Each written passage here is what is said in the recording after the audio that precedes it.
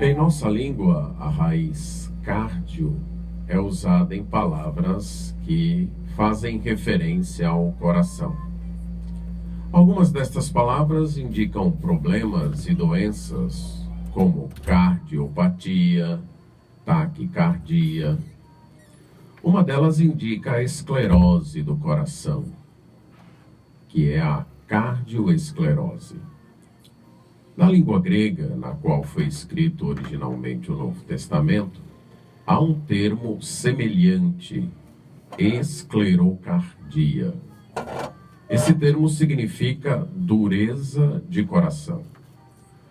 Os evangelistas apresentam Jesus usando esta palavra para indicar a principal razão para a dissolução das famílias, para a separação dos casamentos. Lá no livro de Mateus, no capítulo 19, Jesus é indagado pelos seus oponentes, pelos seus questionadores, sobre a licitude do divórcio, a licitude da separação no casamento. Então Jesus diz que o divórcio existe, ali no verso 8 ele diz: por causa da dureza de coração é que Moisés vos permitiu o divórcio. Entretanto, não foi assim desde o princípio. As mesmas palavras são repetidas no Evangelho de Marcos, no capítulo 10, no verso 4, quando ele diz que isso aconteceu, aliás, no verso 5, por causa da dureza do vosso coração, é que Moisés deixou, então, esta permissão. Então, Jesus indica que a razão principal para a separação, para o divórcio, é a esclerocardia. Então, nesse contexto, não indica uma doença física, e sim uma doença espiritual. Então, o maior perigo enfrentado por nossas famílias não é a incompreensão por parte dos cônjuges, não são os maus hábitos de alguns membros, nem as drogas, nem a violência na sociedade, nem mesmo a falta de respeito às autoridades. O maior perigo está bem mais próximo do que nós imaginamos. De fato, ele está dentro de nós. É a nossa esclerocardia, isto é, a nossa dureza de coração.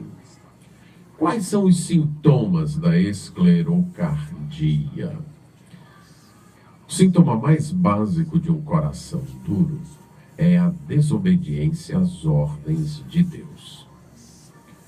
O Antigo Testamento vai usar esse termo, e ele vai usar para descrever um coração incircunciso.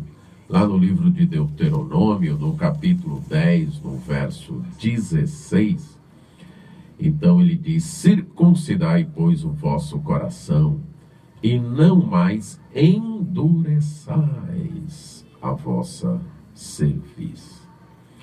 Aqui ele faz uma referência, o autor, Moisés, faz uma referência à circuncisão do coração. Deus havia estabelecido a circuncisão como símbolo de sua aliança com Abraão e os seus descendentes, com o povo de Israel, lá em Gênesis capítulo 17. Então, ser circuncidado deveria significar que a pessoa se submetia à soberana vontade de Deus, aceitava as condições que Deus lhe impunha para que ele fizesse parte de seu povo. Mas com o passar do tempo, os israelitas começaram a tratar a circuncisão apenas como um ritual externo, achando que isso garantia automaticamente as bênçãos de Deus. Eles inclusive chamavam as pessoas que não faziam parte da aliança de Deus de incircuncisos, impuras moral e espiritualmente. E esse incircunciso não estava em condições de se aproximar de Deus. ele era tratado como um imundo e não poderia participar do culto e da vida com Deus. Mas a palavra também indicava os órgãos do corpo que não funcionavam adequadamente. Por exemplo, quando Moisés disse que era incircunciso de lábios, isto é, que ele não sabia falar bem. E quando Deus chama o seu povo ou diz que o seu povo tem ouvidos incircuncisos, isso é, não era capaz de ouvir bem. Então, nesse contexto, coração incircunciso significa um coração que não se submeteu à vontade de Deus, um coração que teimosamente desobedece a Deus. É equivalente, conforme nós lemos aqui no texto de Deuteronômio, a alguém de pescoço duro, isso é, de dura cerviz, que rejeita se curvar para obedecer, como um animal que não aceita que o dono lhe coloque as rédeas. Então é o que a Bíblia chama de dura cerviz, referindo-se à pessoa que recusa aceitar as ordens de Deus. Um coração incircunciso, um coração esclerosado, era um coração incapaz de cumprir sua função de amar a Deus com toda a intensidade do seu ser, como aparece em Deuteronômio 36, quando faz uma promessa: o Senhor teu Deus circundará o teu coração e o coração da tua descendência, para amares o Senhor teu Deus de todo o coração e de toda a tua alma, para que vivas. Então, dentro do povo de Israel, haviam pessoas que eram circuncidadas externamente, mas que o coração não era circuncidado. Elas não obedeciam a Deus, elas não se curvavam a Deus. Portanto, elas sofriam de esclerocardia, de um coração duro.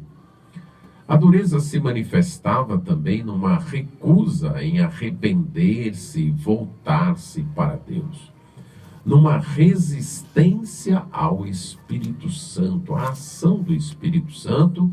A pessoa não queria aceitar a repreensão divina e, estando errada, não aceitava que deveria se arrepender e voltar para Deus.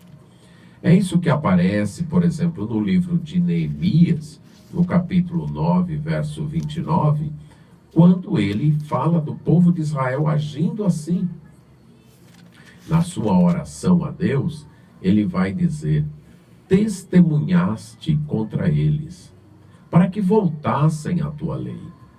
Porém eles se houveram soberbamente, e não deram ouvidos aos teus mandamentos, mas pecaram contra os teus juízos, pelo cumprimento dos quais os homens viverão. Obstinadamente deram de ombros, endureceram a cerviz e não quiseram ouvir. Um coração duro é um coração que ouve a palavra de Deus, que fica sabendo o que Deus diz, mas de modo arrogante e soberbo, não se curva, não obedece, recusa arrepender-se, recusa obedecer. Como também é testemunhado em Atos, capítulo 7, verso 51, dessa vez por Estevão, que diz: homens de dura cerviz, incircuncisos de coração e de ouvidos, vós sempre resistis ao Espírito Santo, assim como fizeram vossos pais, também vós o fazeis.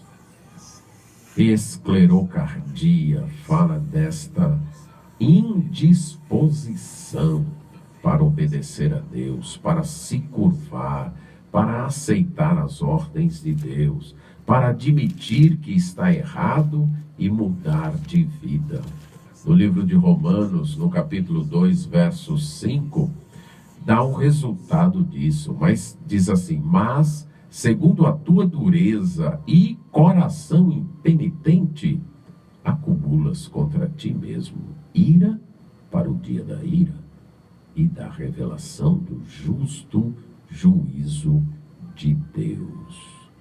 Aquele, então, que mantém o seu coração esclerosado, o seu coração endurecido e que recusa obedecer a Deus, está acumulando, armazenando ira que receberá no dia do juízo de Deus. O rei Zedequias, nas Escrituras, é narrado que ele agiu assim, ele endureceu o seu coração, lá em 2 Crônicas, no capítulo 36, no verso 13, é dito que ele ouviu as repreensões de Deus, mas que ele resolveu endurecer o seu coração, certo? Ele endureceu a sua cerviz, ele tanto se obstinou no seu coração, que não voltou ao Senhor Deus de Israel. Deus vai tratar a dureza de coração como uma provocação. Deus entende que a pessoa que mantém o seu coração endurecido, a pessoa que não se cura, não é curada desta doença, da esclerocardia, que essa pessoa está provocando a Deus, está agindo de modo a provocar a Deus. No livro de Abacuque é dito isso, que Deus então está, aliás, no livro de Hebreus é dito isso, que a pessoa que mantém o seu coração endurecido, Hebreus capítulo 3, verso 8, é dito isso. Nós lemos lá: não endureçais o vosso coração, como foi na provocação, no dia da tentação no deserto. A esclerocardia, então, é a principal razão para que haja dissolução nas famílias, para que haja separação. E o que é a esclerocardia? É essa indisposição para obedecer a Deus. É quando alguém fecha os seus ouvidos para o que Deus fala, recusa obedecer o que Deus manda, não se arrepende, não reconhece o seu erro. Esta pessoa está com esclerocardia. E as consequências disso serão a destruição de sua família. Pois a desobediência a Deus, a falta de amor a Ele, de aceitar as suas ordens, é a maior causa de desavenças familiares. Então não adianta culpar o outro, não adianta dizer que o problema é da sociedade ou é da incompreensão do cônjuge. O problema está dentro de nós. É um coração endurecido que nos leva a destruir o bem precioso que Deus nos deu, que é a nossa família.